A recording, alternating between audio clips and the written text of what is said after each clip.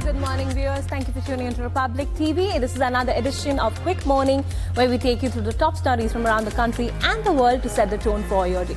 In fact, we have a jam-packed lineup of stories from the world of business, the top global stories, sports and even entertainment. So let's get started. The Rajya Sabha is gearing up for a two-day debate on the Constitution, starting today against a backdrop of growing tensions between Chairman Jagdeep Dhankar and the opposition. The opposition has submitted a notice to remove Dhankar as Vice President, accusing him of partisanship. The development has set the stage for a heated debate with the NDA on one side and the opposition on the other. The debate is expected to be keenly watched given the current political climate. The Rajya Sabha's official debates are published under Rule 260 of the Rules of Procedure and Conduct of Business in the Council of States. The no-confidence motion against Dhankar has added a layer of complexity to the debate. The opposition's move to remove Dhankar as Vice President has been seen as a challenge to the government's authority. The debate on the Constitution will be closely watched to see how the opposition and the NDA engage with each other on this critical issue.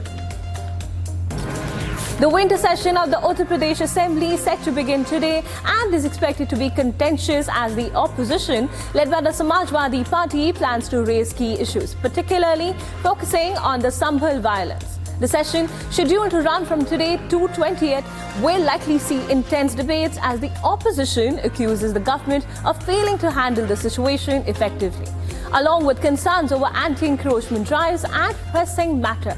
Ahead of the session, an all-party meeting was held on Sunday, chaired by Assembly Speaker Satish Mahana, where Chief Minister Yogi Adityanath emphasized the need for cooperation from all parties to ensure smooth proceedings. CM said that the constructive discussions in the House are crucial for both the state's development and addressing public concerns. Uttar Pradesh बहुत बड़ा प्रदेश है और विधानसभाओं का क्षेत्र भी बहुत बड़ा है और जिस तरह से प्रदेश और विधानसभा का क्षेत्र बड़ा उसी तरह से समस्याएं भी बहुत हैं। उन समस्याओं को सभी विधायकों को अवसर मिलना चाहिए अपने अपने क्षेत्र की। इसके लिए समय अवधि उसकी बढ़ाई जानी चाहिए।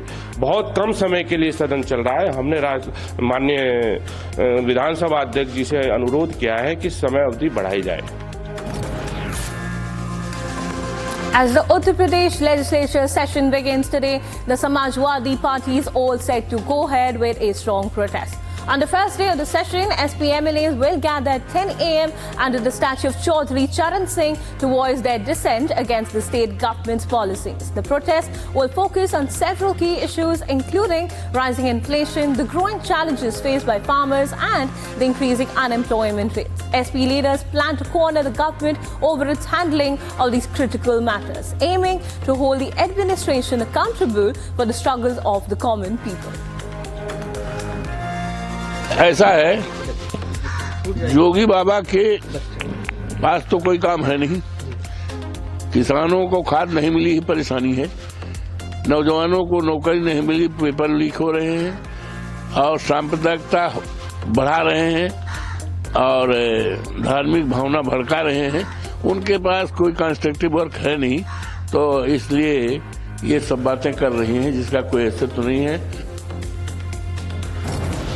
The BJP-led Mahayuti Alliance government in Maharashtra expanded its cabinet on Sunday, just 10 days after taking office, with 39 new ministers sworn in, raising the total number of ministers to 42.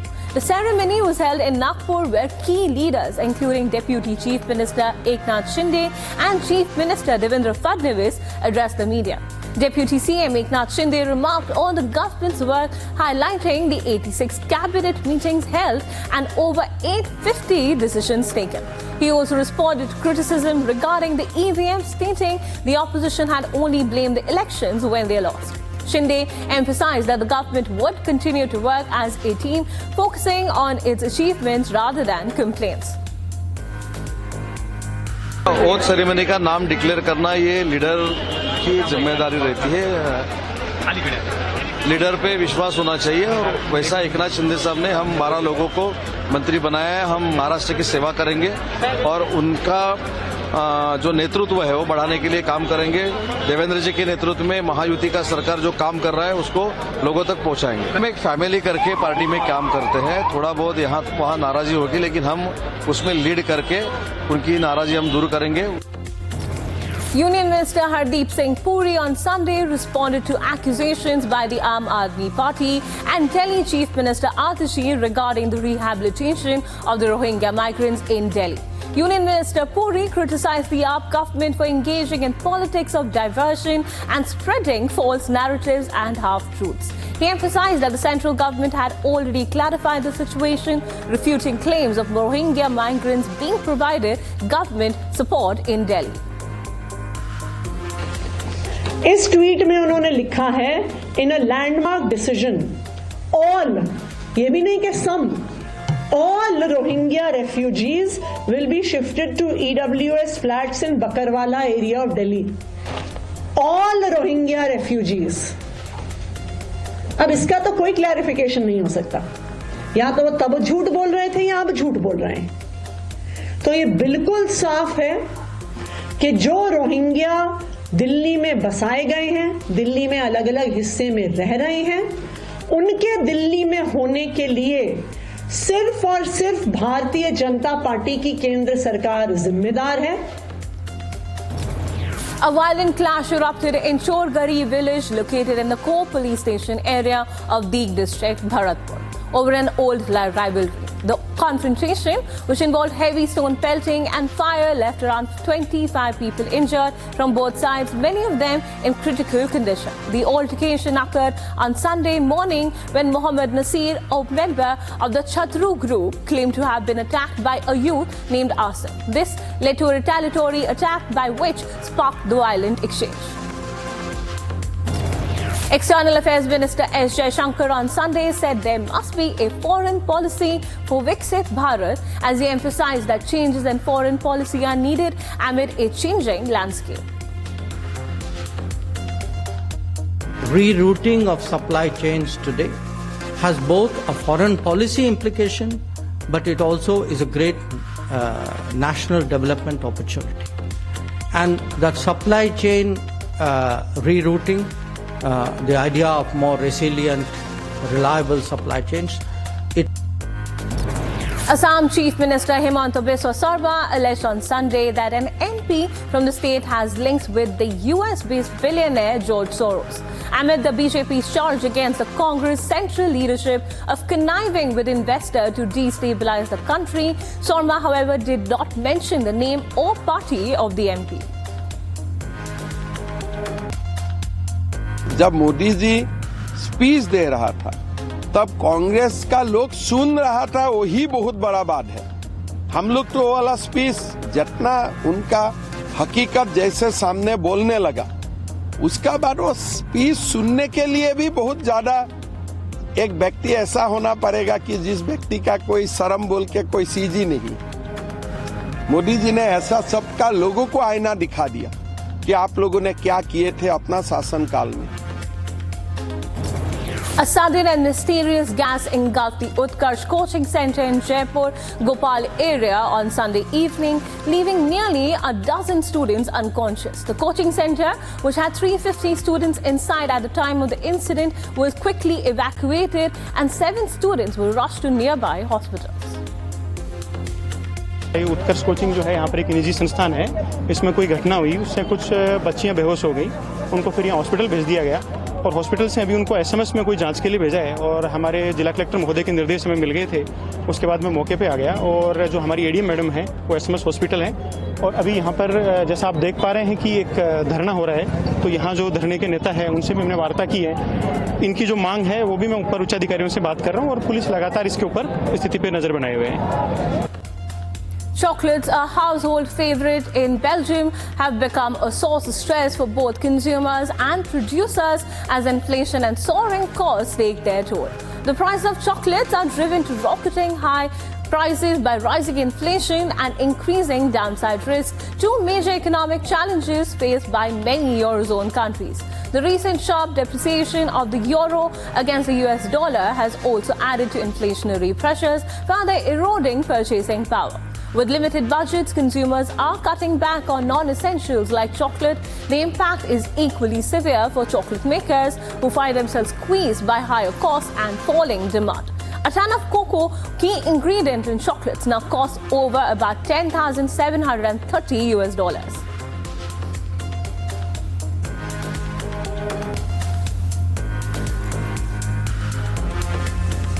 Viewers, now let's track the top business stories from around the country and the world to keep you updated. Let's get started.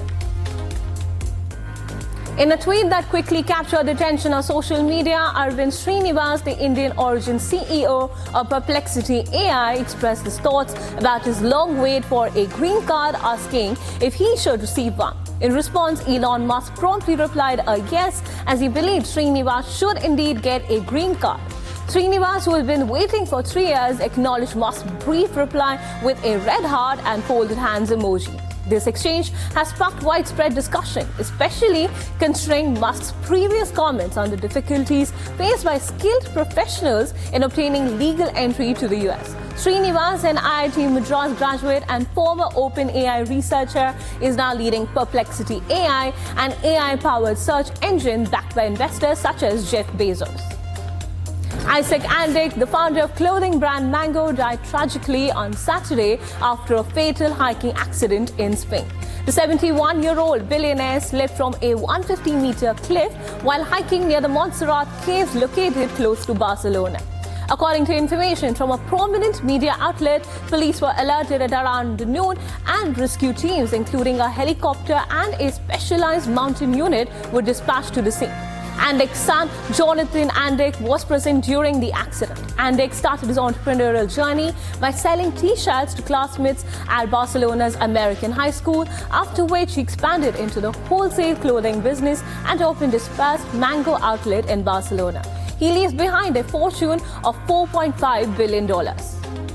As 2024 draws to a close, the Indian primary market is buzzing with activity, with 4 IPOs set to open for subscription next week. Among them are key offerings from Mamta Machinery and Transrail Lighting, both of which will debut on the main board. Transrail Lighting aims to raise Rs 400 crore through a fresh issue and an offer for sale, while Mamta Machinery targets Rs 179 crore with an entirely offer for sale offering.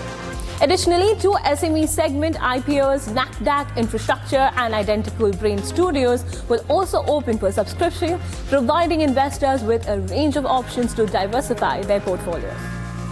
The Pradhan Mantri Jeevan Jyoti Bima Yojana has provided life insurance cover worth Rs 2 lakh to over 21 crore beneficiaries, ensuring financial security for families in times of uncertainty, the Finance Ministry announced on Saturday. As of 20th October, the scheme has recorded 21.67 crore enrollments and processed over 8.6 lakh claims, totaling Rs 17,211.50 crore. The 1-year renewable scheme offers coverage for debt due to any cause at a premium of just Rs 436 annually. Additionally, the Finance Ministry shared updates on other government insurance schemes, revealing that nearly 48 crore people are covered under the Pradhan Mantri Suraksha Bima Yojana, while over 54 crore individuals have benefited from the Pradhan Mantri Jan Dhan Yojana. The 3-day bidding process for Vishal Mega Mart Limited's initial public has concluded, with investors now awaiting the announcement of the share allotment. According to market tracking websites, the allotment is expected to be finalized today. The shares are scheduled to list on both the Bombay Stock Exchange and the National Stock Exchange on Wednesday, that is the 18th of December.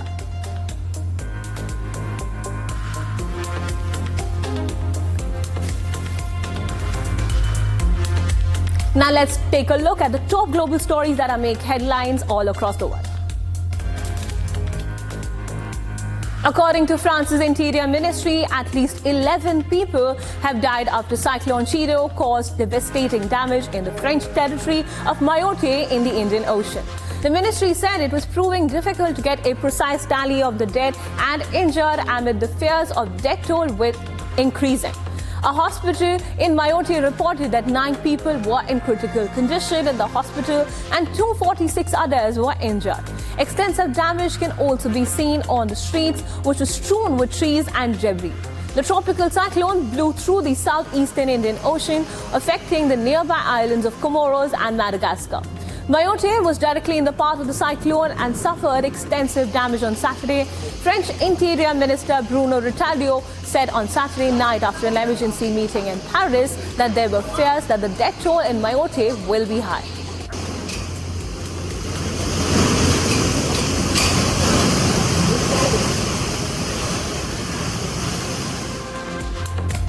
A rebel force was deployed in southeastern Damascus to stop looters who swarmed a residential complex. The looters also set some houses on fire. This comes a week after Syrian President Bashar Assad was ousted by Syrian rebel groups. Rebels are ensuring tight security across the country as they try to gain back what the country has lost during 5 decades of Assad's rule. The rebels fired at the looters to drive them away. Several of them were equipped with ammunition. A shooting near a migrant camp beside the city of Dunkirk has left at least 5 people killed. According to reports, 2 migrants and 2 security agents were among those who died in the shooting at the Lune Plage in northern France. As investigations are ongoing, a 22-year-old man handed himself in at the police station. Lune Plage is home to refugee camps and is near to Calais and the Strait of Dover, the closest point between England and France, where thousands of migrants cross the channel from mainland Europe to England each year. Speaking to the media, an activist opened up about how the migrants are traumatized and unwilling to accept help from local guardians. 5 Australians who were caught for heroin trafficking in Indonesia more than 20 years ago have finally returned to their soil. Following a long legal battle between the two countries, the men are set to return to Australia as free citizens, though there was uncertainty whether they could potentially serve out their life sentence in their homeland's jail. The 5 were among a gang of 9 Australian smugglers who arrested in the tourist hub Bali in 2005 as they attempted to smuggle 8.3 kilograms of heroin strapped to their bodies. While 2 convicted ringleaders were executed by a fire squad in 2015, one of the drug smugglers died of cancer in prison shortly after. The only woman in the group was released and returned to Australia in 2018. Israeli Prime Minister Benjamin Netanyahu addressed the media, saying that the country does not want to confront Syria. Netanyahu further added that Israel is committed to preventing Lebanon-based Iran-backed Hezbollah from rearming, assuring the country will withstand the test of time. Israel has conducted several airstrikes since the toppling of the Syrian regime, citing that they need to neutralize potential threats following the ouster of President Bashar Assad. France-occupied territory of Mayotte is withstanding a brutal cyclone after 90 years. Cyclone Chido has caused devastating damage to this island of 3 lakh people. 11 people have lost their lives so far, though the authorities fear that the number is much higher. France's Prime Minister has expressed solidarity with the territory and assured support to help them recover. 250 firefighters have been deployed by the country, along with security personnel and aid to assist the island. 2 Russian oil tankers were damaged in a storm in Kerch Strait, causing an oil spill and sparking an emergency rescue operation. 1 crew member aboard the Volgon F212 tanker died, while the remaining 12 evacuated amid rescue operations. The Kerch Strait separates the Russian-occupied Crimean Peninsula from Russia and is an important global shipping route, providing passage from the Sea of Azov to Black Sea. It has also been a key point of conflict between Russia and Ukraine after Moscow annexed the peninsula from Ukraine in 2014. In 2016, Ukraine took Moscow to the Permanent Court of Arbitration, where it accused Russia of trying to illegally seize control of the area. Further investigation suggests that one of the vessels reportedly sank, though there is no clarity regarding further casualties. 3 civil defense workers were killed in Gaza, bringing the Palestinian death toll in the conflict zone to 45,000. A strike hit a work point for Gaza's civil defense agency in the urban Nusayrat refugee camp. Among those killed were the head of the agency in Nusayrat. The civil defense is Gaza's main rescue agency and operates under the Hamas-run government.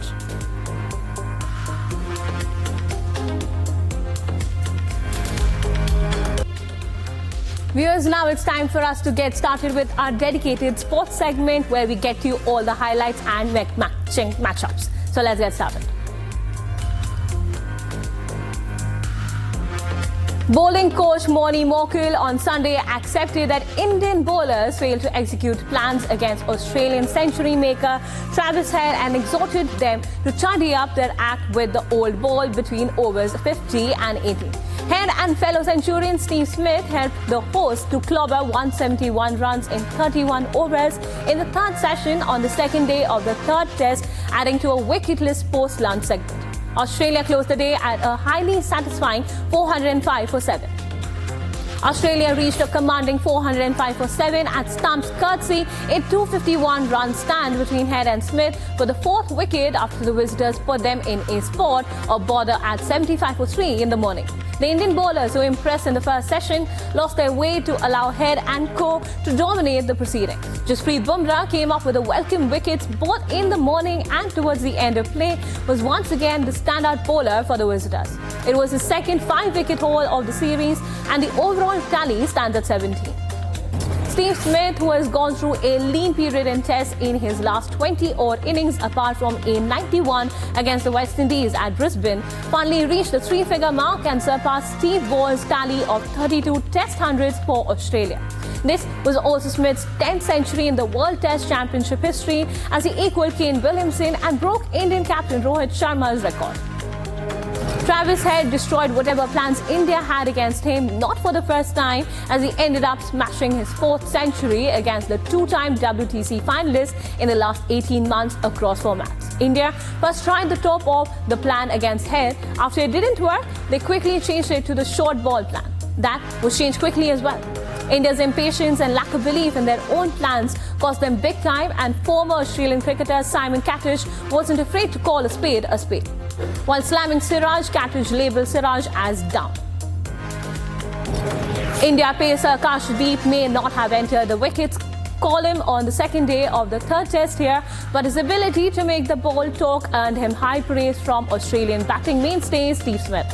Smith scored his 33rd Test 100 on Sunday and added 241 runs for the 4th wicket with Travis Head to put Australia in a strong position, having seen off testing spells from the peerless Jasprit Bumrah as well as struggles against Akashdeep. Former England cricketer Isa Guha came under fire after she made a racially sensitive statement on Jasprit Bumrah during commentary on day 2 of the third test match of the Border Gavaskar Trophy series against Australia at the Gabba. The statement was made shortly after Bumrah got India off to a stunning start in the first innings with 2 quick wickets. The multi-millionaire tag does not mean a lot to new world champion D. Gukesh, but he doesn't play the game for material gains, but for the unbridled joy which he has been able to retain since the time a chessboard used to be the coolest toy for him. Gukesh's father Rajnikant gave up his career as an ENT surgeon to accompany his son on the circuit, while mother Padma Kumari, who is a microbiologist, became the sole earner of the family. Simran Sheikh clinched the biggest check in the Women's Premier League 2025 auction in Bengaluru on Sunday. Gujarat Giants spent a whopping rupees 1.9 crore to sign the Indian batter, making her the second most expensive uncapped player in WPL history. The 22-year-old Mumbai-born cricketer entered the auction with a base price of rupees 30 lakh, but soon witnessed a big battle for her signature.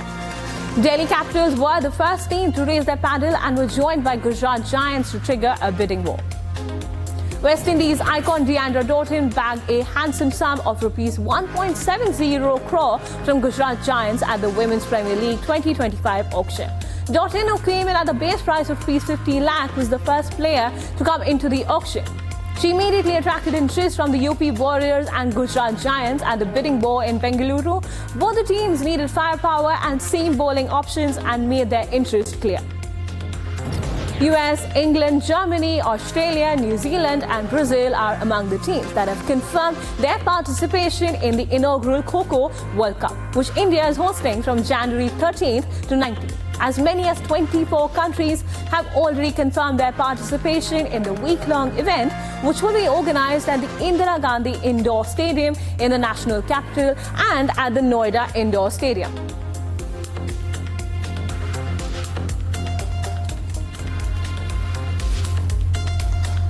Viewers, now let's take a quick look at the top stories on the world of entertainment and glitz. Vijay Khare, a renowned Bhojpuri actor known for his villain roles in the industry, died in the wee hours of 15th December. The actor earned the name of Gabbar Singh owing to his expansive career in the Bhojpuri industry as a villain. Khare was suffering from Parkinson's and was undergoing treatment. Though his condition had been stable, it suddenly deteriorated, leading to his death. Popular celebrities like Amitabh Bachchan, Manoj Tiwari and Ravi Kishan have also worked with the star. As the festive season begins, hundreds of runners kicked off Christmas celebrations in Mexico City by dressing up as Santa Claus. Along with them, few Grinches and rather Christmas were also seen running the 10-kilometer race. The participants, some occupied with their dogs, flooded the streets with a festive crimson spirit. Whereas people from neighbouring states and cities also took part in the race, citing excitement and celebration of the run and the festival. Following his release from the Hyderabad jail, Pushpa star Allu Arjun met actor Chiranjeevi. Accompanied by his wife and daughter, the actor visited his uncle's home and seemed to be in a cheerful spirit. Despite controversy surrounding the death of his fan during his film's release, Allu Arjun was taken into custody a few days ago in connection with the demise of his fan. The incident occurred at the Sandhya Theatre in Hyderabad when the star made a special appearance, causing havoc amongst his fans. Due to the crowd, a stampede-like situation broke out, resulting in the death of a 35-year-old woman while her son remains in critical condition at the hospital. In a hilarious encounter between two of the most renowned actors in Hollywood, Jeffrey Wright pranked by Denzel Washington. The actors share a deep bond, having previously worked on films like The Manchurian Candidate. Wright, who currently stars in spy thriller series The Agency, will once again be seen on the big screen with Washington ahead of their new release High and Low. I get a call, and it's Denzel. He's like, "Oh man, I don't think it's going to work out." He said, "We tried, but I'm not sure if, he's, quite, ready for this." And I said, "Yo, man, you calling from his phone." So what's going on here? Well, you trying to, he said, yeah. He said, "Oh, I should have called on my own phone." He said, "Yeah, he got the part, man." So that's how it went down, Elijah, he did really beautiful stuff in this film. I'm excited for him. Zoe Saldana, a critically acclaimed actor known for starring in various sci-fi projects, has criticized film awards for overlooking actors who use CGI. Though Saldana is a top contender in this year's Oscar 2025 nominations for her role in Emilia Press, the actor was snubbed previously by the Academy as her previous roles in Avatar, Star Trek and Guardians of the Galaxy failed to get nominations. Oscars 2025 are scheduled for March 3rd. Indian director Payal Kapadia's film All We Imagine as Light has also been nominated.